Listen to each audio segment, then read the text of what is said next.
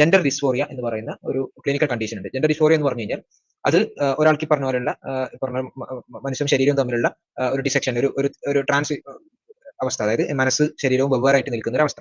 അപ്പൊ അങ്ങനെയുള്ള ഒരു അവസ്ഥകൾ വരിക എന്നുള്ളത് ജെൻഡർ ഡിസ്ഫോറിയയുമായിട്ട് ബന്ധപ്പെട്ട് ബേസിക് ആയിട്ടുണ്ട്. അപ്പൊ ഇങ്ങനെയുള്ള തോന്നലുകൾ ശരീരത്തിന് തെറ്റായിട്ടുള്ള മനസ്സുമായി ബന്ധപ്പെട്ടുള്ള തോന്നലുകൾ വരിക എന്നുള്ളതാണ്. ഈ ജെൻഡർ ഡിസ്ഫോറിയയുമായി ബന്ധപ്പെട്ടുകൊണ്ട് നോക്കുന്ന റീസെന്റ് ആയിട്ടുള്ള ചില സ്റ്റഡീസിൽ കാണാൻ പറ്റുന്ന ഒരു കാര്യം എന്താണെന്ന് വെച്ചാൽ ഈ സോഷ്യൽ മീഡിയ ഇൻഫ്ലുവൻസ് എന്നുള്ളത്, അതുപോലെ തന്നെ പിയർ പ്രഷർ എന്നുള്ളത്, പിയേഴ്സ് എന്നുള്ളത്, ഇതൊക്കെ ആക്ച്വലി ജെൻഡർ ഡിസ്ഫോറിയയുടെ കാരണമായിട്ട് വരുന്നു എന്നുള്ളതാണ്.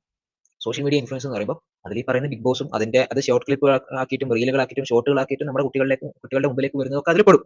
അപ്പൊ ഇങ്ങനെയുള്ള പല കാര്യങ്ങളിലൂടെ സോഷ്യൽ മീഡിയയിലുള്ള പ്രചരണങ്ങളിലൂടെ കുട്ടികൾക്ക് ജെൻഡർ ഡിസ്ഫോറിയ ഉണ്ടാവാം എന്ന് പറയുന്നുണ്ട്. അതിന് ഏറ്റവും സിമ്പിൾ ആയിട്ടുള്ള ഉദാഹരണം എന്താണ്? ഞാൻ നേരത്തെ നമ്മൾ തനൂജ എന്ന് പറയുന്നവർ ചോദിച്ചപ്പോൾ നമ്മൾ പറഞ്ഞത്, അതായത് നമുക്ക് ചെറിയൊരു വേരിയേഷൻ തോന്നുന്നു നമ്മളുടെ ഏതെങ്കിലും ഒരു കാര്യത്തിൽ. ഇവൻ അതൊരു സൗണ്ട് ആയിരിക്കാം, സൗണ്ടിൽ ഒരു സ്ത്രൈണത ഒരു പുരുഷന് തോന്നുന്നു, ഒരു പൗരുഷം ഒരു സ്ത്രീക്ക് തോന്നുന്നു, എനിക്കെന്തോ എന്തോ ഒരു ചേഞ്ച് ഉണ്ടല്ലോ. അപ്പൊ ആ ചേഞ്ച് ഉണ്ടല്ലോ എന്നൊക്കെ തോന്നുന്ന ആ സമയത്ത് എന്ത് ചെയ്യാണ്, അവരുടെ മുന്നിലേക്ക് ഇങ്ങനെയുള്ള വീഡിയോസ് വരികയാണ്.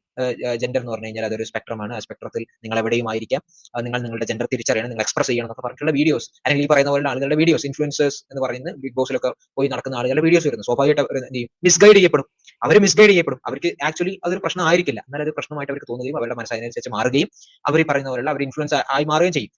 ഇത് നമ്മൾ വെറുതെ പറയല്ല.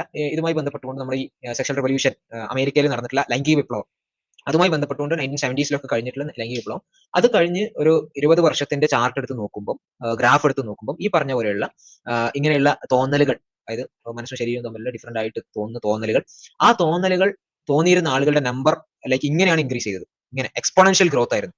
എന്ന് പറഞ്ഞു കഴിഞ്ഞാൽ എക്സ്പോഷർ എന്നുള്ളത് ഭയങ്കര പ്രധാനമാണ്. അതായത് ഈ പറഞ്ഞ പോലെ ബിഗ് ബോസ് ആവട്ടെ, ബിഗ് ബോസ് എന്ന് പറയുമ്പോൾ നമ്മൾ ആലോചിക്കേണ്ടത് വീട്ടമ്മമാര് കാണുന്ന, നമ്മുടെ പല ആളുകളുടെയും വീടുകളിൽ പിന്നെ എല്ലാവരും കൂടിയിരുന്ന് കാണുന്ന, അതിൽ പിന്നെ പ്രായത്തിന്റെ വ്യത്യാസമൊന്നുമില്ല, വലിയ ആൾക്കാരും ചെറിയ കുട്ടികളൊക്കെ കാണും. അപ്പൊ ഇങ്ങനെയുള്ള എല്ലാവരും കാണുന്ന ഒരു പ്രോഗ്രാമിലേക്ക് ഇത് കൊണ്ടുവരും, അല്ലെങ്കിൽ റീൽസിലേക്ക്, ഷോർട്സിലേക്ക് ഇങ്ങനെയുള്ള കാര്യങ്ങൾ സ്പ്രെഡ് ചെയ്യുമ്പോൾ സംഭവിക്കുന്നത് എന്ന് വെച്ച് കഴിഞ്ഞാൽ ഈ രീതിയിൽ മിസ്ഗൈഡ് ചെയ്യപ്പെടും. അപ്പൊ സ്വാഭാവികമായിട്ടും അവരുടെ ജെൻഡറിനെ തിരിച്ചറിയാൻ, ഞാൻ കോട്ടാണ് പറഞ്ഞത്, തിരിച്ചറിയാൻ അവർ മിസ്ഗൈഡ് ചെയ്യപ്പെടുകയാണ്. തിരിച്ചറിയപ്പെടാൻ വേണ്ടിയിട്ട് അവർ പല കാര്യങ്ങളും സെർച്ച് ചെയ്യും, പലതിലേക്ക് എത്തിപ്പെടും. അങ്ങനെ ഇങ്ങനെയുള്ള ജെൻഡർ ഡിസ്ഫോറിയ അവർ എന്ത് ചെയ്യും, ക്ലിനിക്കലി ഡയഗ്നോസ് ചെയ്യപ്പെടാം. അപ്പം ഇത് അമേരിക്കയിൽ ഇങ്ങനെ നടന്നു. നമ്മുടെ നാട്ടിൽ നമ്മൾ അങ്ങനെയുള്ള ഗ്രാഫുകൾ പരിശോധിച്ച് കഴിഞ്ഞാൽ, അങ്ങനെയുള്ള ഡാറ്റാസ് കളക്ട് ചെയ്ത് കഴിഞ്ഞാൽ ഒരുപക്ഷെ അങ്ങനെ കാണാൻ പറ്റും. ഇത് ഇൻഫ്ലുവൻസ് ചെയ്യപ്പെടുന്നുണ്ടോ എന്ന് വെച്ച് കഴിഞ്ഞാൽ ഇൻഫ്ലുവൻസ് ചെയ്യപ്പെടുന്നുണ്ട്. നമുക്ക് അതിനുള്ള കാര്യങ്ങൾ കാണാൻ പറ്റും. പിന്നെ എന്താണ് rapid onset gender dysphoria in adults and adolescence and young adults, descriptive study എന്ന് പറഞ്ഞിട്ടുള്ള സ്റ്റഡി ഉണ്ട്. നിങ്ങൾ സെർച്ച് ചെയ്ത് കാണാൻ പറ്റും. ഇങ്ങനെ ഒരുപാട് സ്റ്റഡീസ് ഉണ്ട്, ഞാനത് ഓരോന്നുകൂടെ കോട്ട് ചെയ്യാത്തതാണ്. അത് അങ്ങനെയുള്ള സ്റ്റഡീസിലൂടെ കാണാൻ പറ്റുന്നത് ഇത് ഇങ്ങനെ ഇൻഫ്ലുവൻസ് ചെയ്യപ്പെടുന്നുണ്ട് എന്നുള്ളതാണ്. ഇൻഫ്ലുവൻസ് ചെയ്യപ്പെടാൻ നമ്മളിപ്പോൾ ഒരു നല്ല കാര്യം ഇൻഫ്ലുവൻസ് ചെയ്യപ്പെടുന്നത് നമുക്ക് ദോഷമൊന്നുമില്ല. ഇൻഫ്ലുവൻസ് ചെയ്യപ്പെടുന്നു എന്നുള്ളതിനേക്കാളും ആളുകളെ മിസ്ഗൈഡ് ചെയ്യപ്പെടുക, അതായത് തെറ്റിദ്ധരിപ്പിക്കപ്പെടുക എന്നുള്ളതാണ് പലപ്പോഴും ഇങ്ങനെയുള്ള ബിഗ് ബോസ് പോലെയുള്ള റിയാലിറ്റി ഷോയിലൊക്കെ ഇത് കൊണ്ടുവരുമ്പോൾ അവിടെ സംഭവിക്കുന്നത്. അവരുടെ ലക്ഷ്യം അത് തന്നെയാണ്, അതാണ് ഇവിടെ സംഭവിക്കുന്നുള്ളതാണ്.